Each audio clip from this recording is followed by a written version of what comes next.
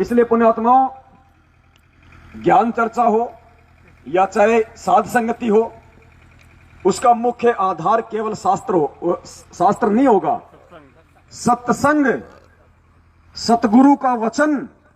क्योंकि शास्त्रों से सतगुरु पहचान में आ गया और फिर यह पहचान में आ गया कि सतगुरु की भूमिका फिर कौन करता है? खुद वो कबीर परमेश्वर ही तत्वदर्शी संत की भूमिका करता है, खुद वो परमात्मा ही सतगुरु की भूमिका करता है, और अपने द्वारा रची गई सृष्टि की सही सही जानकारी खुद वो कबीर परमात्मा ही।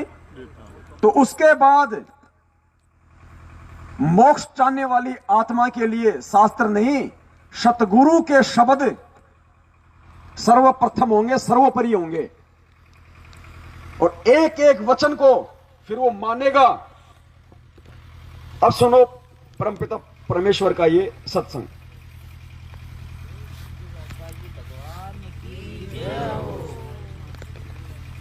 यानी परमात्मा आप और हमारे को भ्रमित होने से बचाने के लिए पुण्यात्माओं ये सारे संकेत छोड़ गए। सारे संकेत क्या बोल रहे हैं परमात्मा? मालिक ने ये नहीं कहा कि ज्ञान चर्चा के लिए तुम शास्त्र पढ़ो, सात संगति के लिए तुम शास्त्र पढ़ो। क्या दास ने कभी भी 7 वर्षों से आपको कोई गीता जी का श्लोक दिखाया, वेदों का श्लोक दिखाया? क्यों नहीं दिखाया? क्योंकि मेरे लिए सबसे बड़ा शास्त्र मेरे सतगुरु का वचन है, और मेरी बात को कोई माने या ना माने मुझे इससे फर्क नहीं पड़ता। मैं तो अपना शिष्य धर्म अदा कर रहा हूं। कल को मेरा गुरु आके ये ना कह दे कि गधे, जब तुझे सच्चाई का पता था तूने अपने भ्रमित भगत भाई बहनों को भटकने क्यों दिया। कल को मैं ये ओळमा नहीं लेना चाहता। जब गुरुदेव आए तो मैं शर्म के मारे गर्दन नीची करके खड़ा नहीं होना चाहता। जो आज सारी सच्चाई से परिचित होने के बाद भी चुपचाप बैठे हैं, कबूतर की तरह बिल्ली के डर से आंखें बंद करके बैठे हैं। कबूतर भोला पक्षी होता है, जब बिल्ली आती है तो क्या करता है? आंख बंद कर लेता है, सोचता है बस मैं दिखाई नहीं दे रहा अब किसी को, और वो गर्दन पकड़ के ले जाती है। तो जो आज सच्चाई से परिचित होने के बाद में 2 नाव की सवारी कर रहे हैं ना, 50-50, 50% मैनेजमेंट, 50% सत्सेवक है। परमात्मा कहते हैं 2 नाव की सवारी जो करेगा, नाव जब अलग अलग दिशा में जाएंगी, बीच में से टांग फटेगी, दर्द होगा फिर। तो क्या कह रहे परमात्मा? हमारा आधार क्या है? अब आप बताओ, अब हम किससे ज्ञान चर्चा करें? पवन ज्ञान चर्चा क्यों नहीं करता? पवन ज्ञान चर्चा क्यों नहीं करता? अरे भैया, पवन किस मूर्ख से ज्ञान चर्चा करे? जब ज्ञान चर्चा का आधार मेरे लिए सतगुरु के सत्संग है, और उन सत्संगों को तुम अपनी काल प्रेरित सोच से छोटा साबित कर चुके हो, तो फिर ज्ञान चर्चा होगी किस बात की? क्योंकि शास्त्रों के आधार से मैं नहीं कर सकता। मेरे गुरुदेव के सत्संगों को तुम नहीं मानते तो क्या खा ज्ञान चर्चा होगी? वो तो वाद विवाद होगा। तो हमने मोक्ष प्राप्त करना है, हमने वाद विवाद में नहीं पड़ना, और ज्ञान चर्चा करनी है। तो दास ने जितनी बार भी जिस भी भगत भाई बहन के अहंकार को तोड़ने का प्रयास किया है, दास ने 2 कंडीशन रखी है। और आज भी दास हमेशा कहता आया है, आज भी कह रहा हूं और आगे भी कहूंगा, अहंकार और पब्लिसिटी के लिए नहीं, अपने गुरु पे विश्वास करके। जिसको ज्ञान चर्चा करनी हो तो 4 भक्तों के बीच में बैठ के क्या ज्ञान चर्चा करोगे? अरे टीवी चैनल बुक करो, तेरी पूरी दुनिया में वाह वाही हो जब तू जीते। टीवी चैनल बुक कर, दास आएगा, और उसके बाद में ज्ञान चर्चा भी होगी और विश्वास की परीक्षा भी होगी।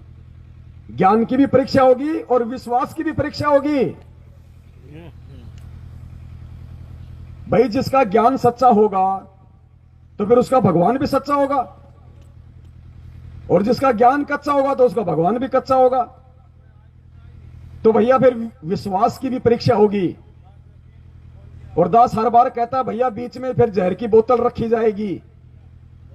और जो ये कहता कि संत रामपाल जी को ऊपर का ज्ञान नहीं है, मैं कहता हूं वो खाली एक ढक्कन पिए, दास पूरी 1 लीटर पिएगा, और जिसका भगवान पूरा होगा वो उसको बचाएगा।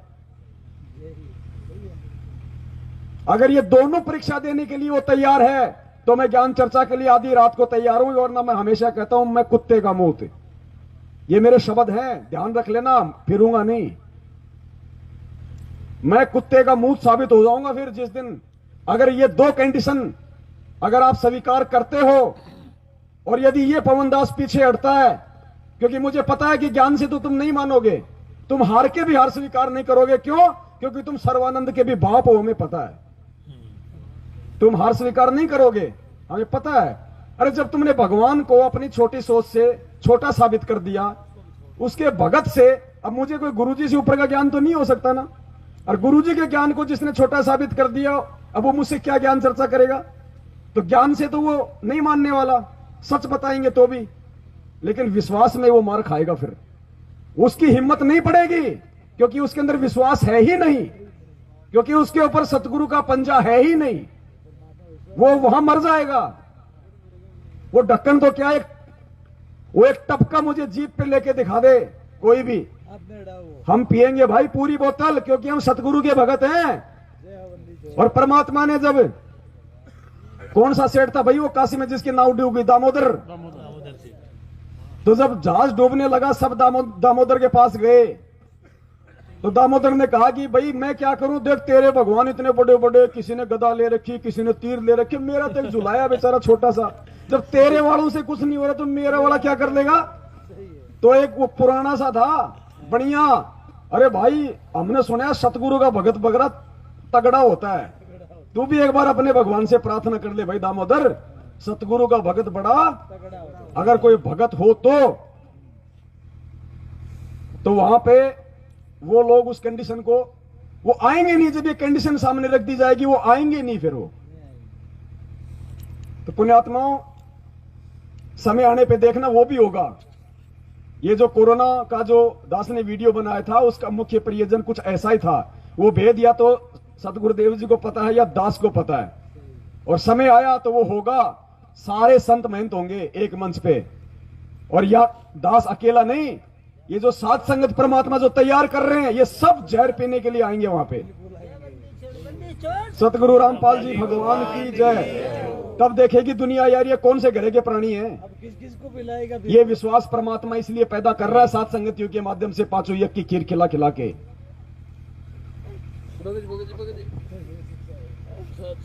तो क्या कह रहे हैं परमात्मा, भगत के लिए असली शास्त्र क्या है? तो उसके बाद बताओ फिर हम इन अज्ञानियों से हम किस आधार पे ज्ञान चर्चा करें? हम तो विश्वास आधार पे कर सकते हैं भाई, रात के 2 बजे जगा लेना चाहे।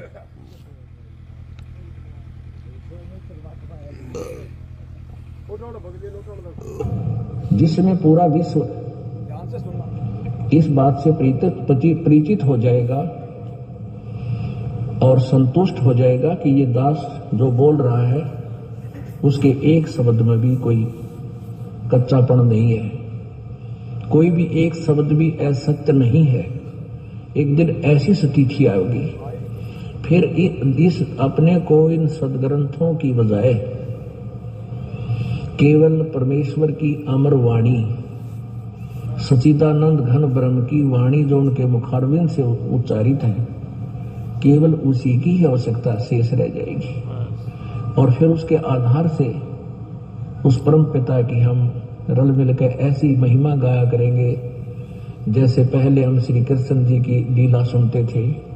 पूरा जन समुदाय, चाहे लाखों लोग इकट्ठे होते थे, जो भी वक्ता बोलता था श्री कृष्ण जी के बारे में सभी गर्दन हिलाते थे, हाँ जी बिल्कुल सही, गदगद हो जाते थे कि श्री कृष्ण जी पूर्ण परमात्मा मानते थे।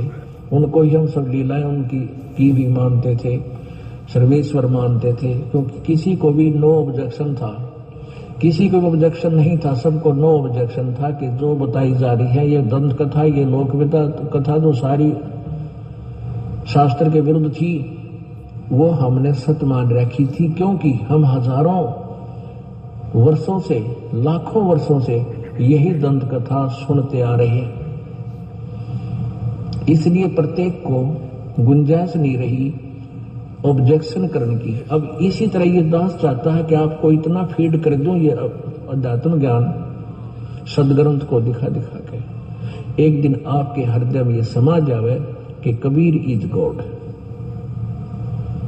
और सत्य है। इस सत्य को आप स्वीकार जब कर लोगे, फिर हमें सदग्रंथों की नहीं, परमात्मा की केवल एक अमर वाणी की आवश्यकता पड़ेगी, और फिर अपने दिन रात भजन किया करेंगे।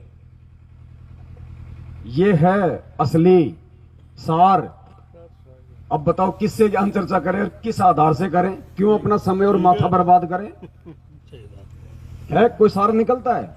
इसलिए दास ने जिससे भी ये प्रार्थना की है, जिसको ज्ञान चर्चा का भूत सवार होता है, दास उसे दो बातें बोलता है सदा, भैया दूसरा मेरा है खंबा, भर के बोतल ले आना, सबसे जहरीला जहर ले आना तेरी दुनिया का, और तेरे को ढक्कन ही दूंगा, ज्यादा नहीं दूंगा, चिंता मत कर, बाकी बोतल मैं पीऊंगा।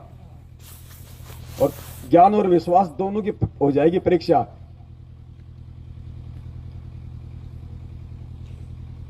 तो पुण्यात्माओं, ये है वो भक्ति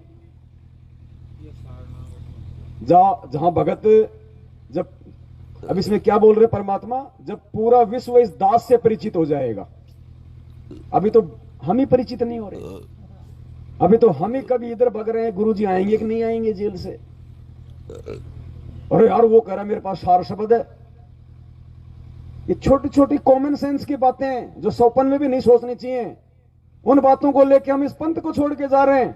हम तो नरक के गामी है, सार नाम के नहीं। ऐसे सार नाम मिलता है क्या? सार नाम के लिए तो भगवान अब इन आत्माओं को तैयार कर रहा है। अब